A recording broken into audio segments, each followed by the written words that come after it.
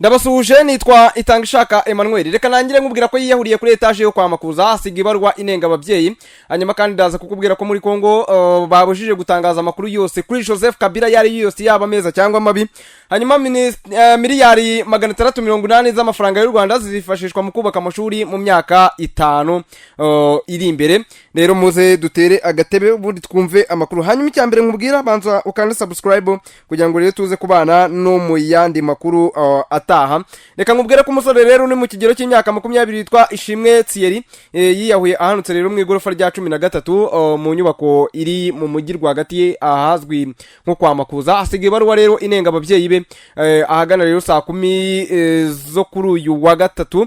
Nibwo rero uyu musore bitaramenyekana akarere akomokamo yahanutse rero mu igorofa yo Kwa Makuza. Amakuru rero akavuga ko ngo yinjiye muri iyo nyubako akajya muri restaurant iri mu igorofa ya 13 akicara wenyine ubundi rwose agatangira gutegereza ko hari ubuza kumwakira, ariko bigaragara ko atari cyo yaragamije. Ahubwo mu gihe rero bari bataramwakira nibwo yasimbutse agwa hasi ku mbuga City Walk akitaba Imana. Nuko rero byaje kugenda umuhungu rwose yahita avuga ati ngiye ubuzima ndaburambiwe tayari bungu ncishene. Umuvugizi wa polisi rero mu mujyi wa Kigali SP Boniface Rutikanga yabwiye ikinyamakuru igiye kwiperereza rigiye gukorwa kugira ngo hamenyekane cyaba cyatumye yiyahura. Ntabwo rero haramenyekana aho yakomokaga. Amakuru rero agera ku kinyamakuru cya mu Rwanda nuko ngo rero yagiye muri restaurant iri mu igorofa ya 13 yicaramo ari wenyine, hanyuma arasimbuka agwa hasi ku mbuga imbere y'inyubako ahita yitaba Imana. Ubutabazi rero bwahageze busanga yashizemo umwuka. Ubwo igihe rero yahageraga yasanze abantu benshi bahashungereye ndetse n'inzego z'umutekano zahageze zihita zitwara umurambo rero mu byo yari afite. Hari harimo telefone ndetse n'urupapuro. Urwo rupapuro rero yari yarwanditse kuwa 20 Gicurasi avuga ko rero ngo arambiwe ubuzima abayemo, asaba imbabazi abo yahemukiye, yashimira abamubaye hafi, agaya ababyeyi be bamwitayeho ndetse anasaba ko bakwita kuri barumuna be. Umwe rero mu baturage twasanze abo byabereye yaravuze ngo twebwe rwose rero twagiye twumva ikintu kiraturitse. Turebye rero dusanga ni umuntu wikubise hasi, yari yambaye umupira n'inkweto ipantaro, ariko twabonye ari n'umwana rwose. Ntabwo twamenya rero ngo yiyahuye azira iki. Niko rero iyi nkuru ikomeza igaragaza. Undi rero yavuze ngo umuntu wari uri aho yanyuze yamubwiye ko rero ngo bagiye kubona umuntu abanyuzeho yihuta ahita asimbuka. Hanyuma rero reka tuve kuri ingingo ubwo duhite twigira muri Republika Iharanira Demokarasi ya Kongo. Mu kanya turaje tukubwira ko Kabila yashinje leta ya Kongo uruhare mu rupfu rwa Lieutenant General Sikatenda. Ariko mbere yaho reka tubanze tukubwire ko bitangazamakuru leta ya Kongo yahise buza ibitangazamakuru gutangaza amakuru yose yerekeye ya Joseph Kabila yaba meza cyangwa mabi. Leta ya Republika rero ya Demokarasi ya Kongo yabujije ibitangazamakuru byo muri icyo gihugu gutangaza amakuru ku bikorwa bya Joseph Kabila wahoze ari president no gukoresha ibiganiro abo mu ishyaka rye. Ibi rero bibaye nyuma yuko Kabila asubiye muri Kongo mu kwezi gushize, mu gihe rero ubushyamirane bwiyongereye hagati ye na leta ihita itegekwa n'uwamusimbuye Perezida Felix Tshisekedi. Abategetsi rero barimo guharanira ko Kabila aburanishwa ashinjwa ubugambanyi ndetse no kugirana imikoranire n'inyeshyamba za M23 zimaze igihe zirwanya ubutegetsi bwa Kongo ndetse n'igisirikare. Ibi rero bikaba bije mbere yuko ibingibi n'ubundi akaba yarabihakanye, byarabaye mbere ariko arabihakana. Umukuru w'igihugu rero umukuru w'ikigo cy'ubugenzuzi bw'itangazamakuru muri Kongo Cristiano Bosembe we yavuze ko rero ngo kubirengaho ngo bishobora gutuma igitangazamakuru gihagarikwa muri ako kanya. Umuvugizi wa M23 yasubije kuri iryo tangazo ry'urwego rwa Kongo rw'ubugenzuzi. Hanyuma rero bw'ibitangazamakuru rwitwa CSIC cyangwa se Conseil supérieur de l'audiovisuel et de la communication avuga ko rero ibitangazamakuru byo mu bice M23 igenzura ngo bitazabikurikiza ngo ntacyo Kabila rero yahise atangaza. Ariko Ferdinand Kambere umunyamabanga w'ishyaka rye yamaganye icyo cyemezo, atangaza ku mbuga nkoranyambaga nka X ko ngo gihutiyeho. Mu cyumweru gishize Kabila rero yabonetse mu mujyi wa Goma, umurwa mukuru w'intara ya Kivu ya ruguru, mu burasirazuba bw'igihugu ugenzurwa na M23 yanenze bikomeye rero ubutegetsi bwa Kongo nyuma y'uko sena y'icyo gihugu itoye ikamwambura ubudangarwa kubera rero gushinjwa gukorana n'umutwe wa M23. U Rwanda umuturanyi wa Kongo rushinjwa gufasha uwo mutwe w'inyeshyamba ariko rurabihakana. Kabila utararegwa icyaha na kimwe mu kwezi gushize yibasiye bikomeye ubutegetsi bwa Kongo avuga ko ngo ari ubutegetsi bw'igitugu. Icyo gihe rero umuvugizi wa leta ya Kongo yamaganye uko kunenga ubutegetsi kwa Kabila avuga ko rero nta gitekerezo na busa afite cyo gutanga. Jean-Claude Katende umunyekongo w'impirimbanyi akaba na perezida w'ishyirahamwe rya Afurika ryo kurengera uburenganzira bwa muntu yavuze ko rero ngo icyemezo cya CCIC ngo ari ugukoresha nabi ububasha nk'uko rero ibitangazamakuru byo muri icyo gihugu bibitangaza.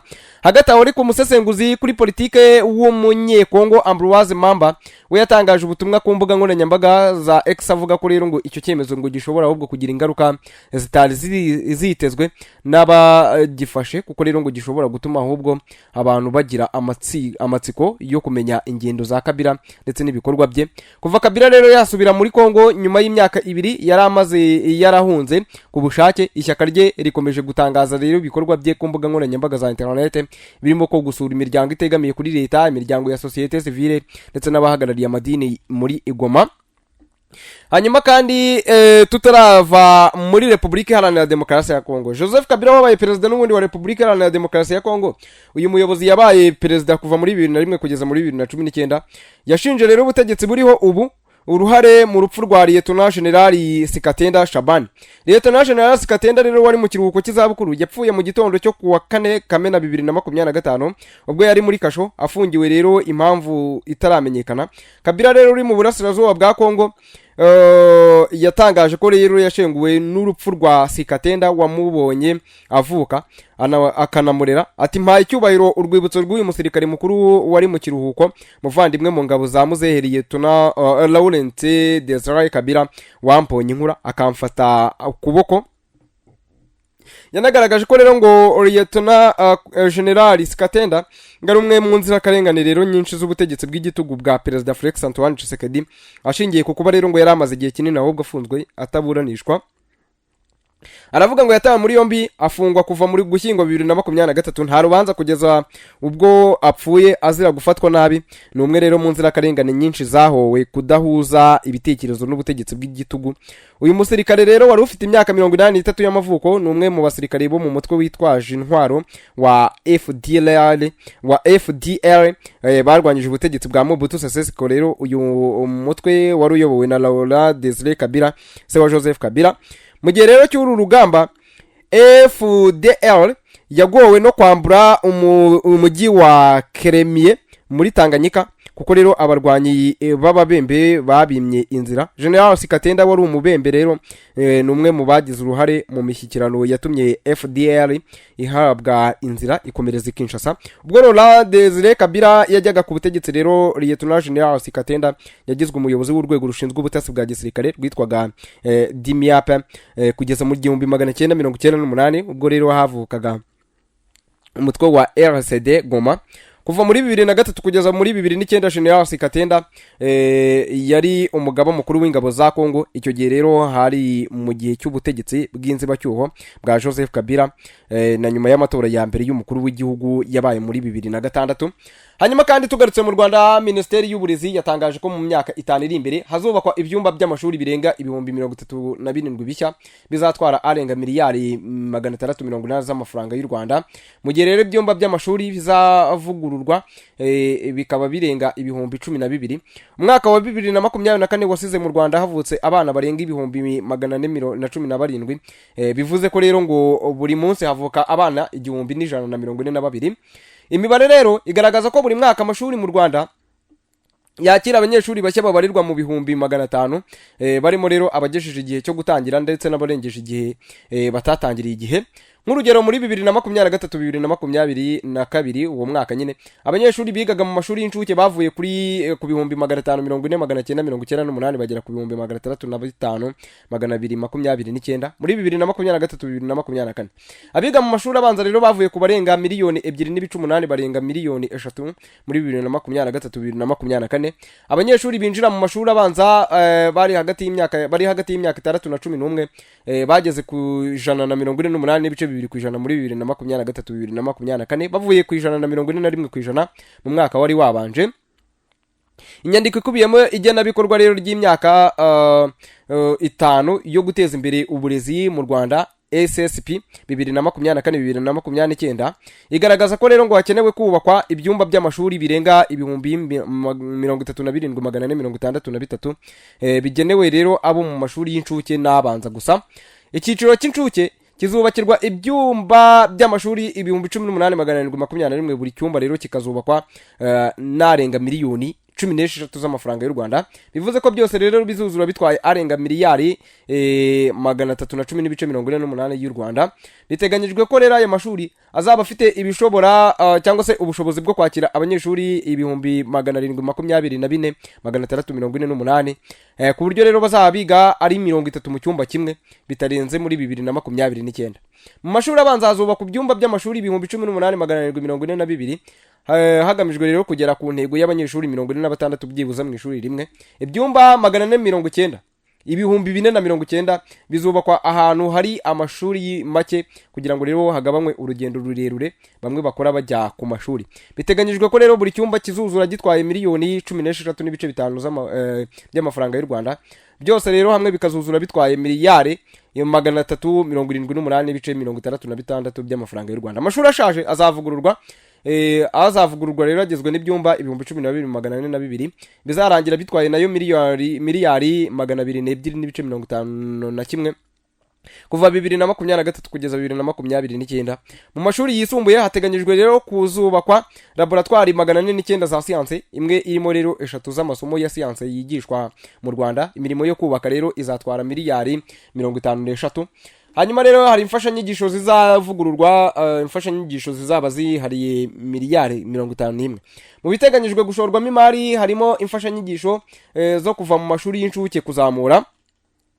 Mu mashuri y'incuke hazagurwa ibitabo, ibikoresho bifasha abana gukina imikino itandukanye ndetse n'ibindi bifite agaciro ka miliyari 2.2 z'amafaranga y'u Rwanda mu myaka 5. Mu mashuri rero abanza hateganyijwe gutangwa ibitabo birenga miliyoni 4,446. Hanyuma rero kimwe gifite agaciro k'ibihumbi 5 by'amafaranga y'u Rwanda. Byose bizatwara miliyari 22. Mu gihe rero mu mashuri yisumbuye ibyiciro byombi bizahabwa ibitabo miliyoni 3.8. Kimwe rero gifite agaciro k'ibihumbi 7 by'amafaranga y'u Rwanda. Mu myaka rero 5 biteganyijwe ko abarimu bo mu mashuri y'incuke n'abanza bazahabwa akazi bagera kuri ku bihumbi 3,794 bakazahembwa rero abarirwa muri miliyoni 55 z'amafaranga y'u Rwanda. Mibare igaragaza ko imishahara y'abarimu bose mu myaka 5 iri imbere izaba ingana na miliyari zirenga 1,580 z'amafaranga y'u Rwanda. Abo mu mashuri yisumbuye bazahembwa miliyari ibihumbi 621 n'ibice 5 by'amafaranga y'u Rwanda. Gahunda yo kugaburira abanyeshuri bo mu mashuri y'incuke n'abanza iteganyijwemo miliyari 97 n'ibice 5, aho buri munyeshuri rero abarirwa byibuze 26,325 y'u Rwanda. Aho mu mashuri yisumbuye bazagaburirwa narenga miliyari 18, naho abo mu mashuri ya tekinike imyuga n'ubumenyingiro bakazagaburirwa n'ingengo y'imari ya miliyari 3.55.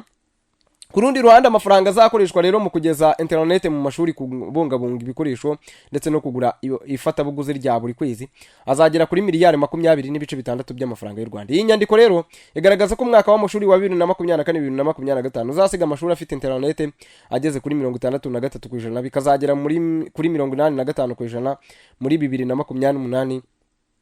2029.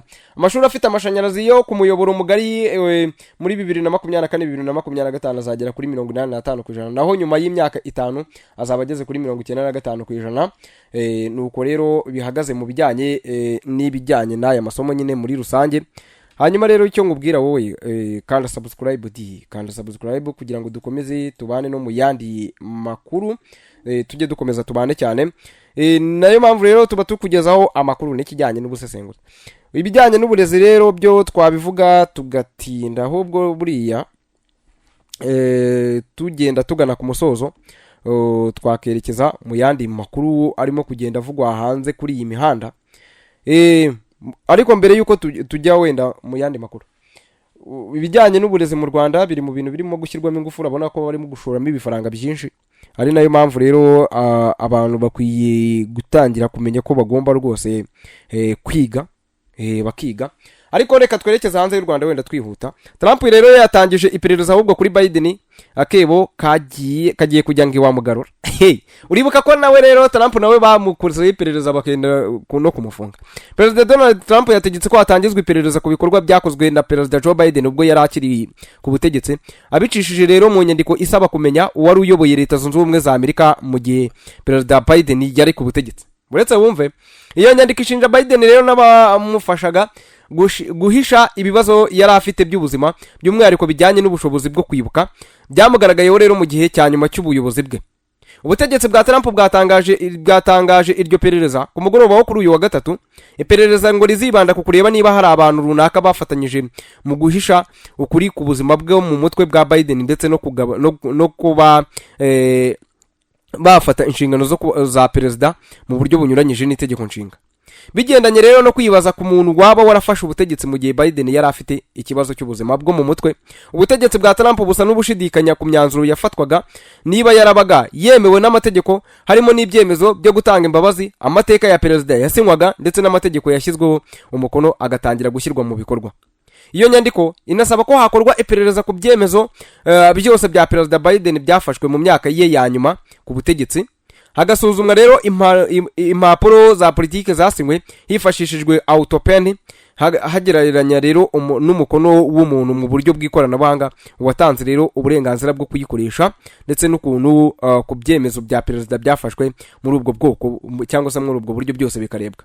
Muri iyo nyandiko Trump rero yaravuze ngo mu mezi make ashize byagiye birushaho kugaragara ko abajyanama ba Perezida Biden wahoze ayobora igihugu bakoreshaga nabi ububasha bahabwa bwo gukoresha umukono w'umukuru w'igihugu, bifashishije autopen kugira ngo bahishe ikibazo cyo kutibuka yari afite. Trump yavuze ko ngo ibyo bikorwa biteye inkeke kandi ngo bikomeye, ari bimwe rero mu bikomeje cyangwa se mu bikomeye byabayeho mu mateka ya Amerika. Ubwo Trump rero yavaga ku butegetsi, ubuyobozi bwa Biden bwaramujujubije, bumugeza no mu nkiko ashinjwa ibyaha birimo guteza imvururu mu gihugu. Ubwo rero nawe rwose ibintu birahindutse, nawe agiye kureba uyu mugabo yari muzima. Niba yari muzima ninde wafataga imyanzuro? Nuko tuyasoje rero, nitwe Tanga Ishaka Emmanuel, reka ngwifurize kugira ibihe byiza no kuryoherwa n'ibiganiro bya Kabagari TV hano kuri YouTube. Gira ibihe byiza rero, kanda subscribe.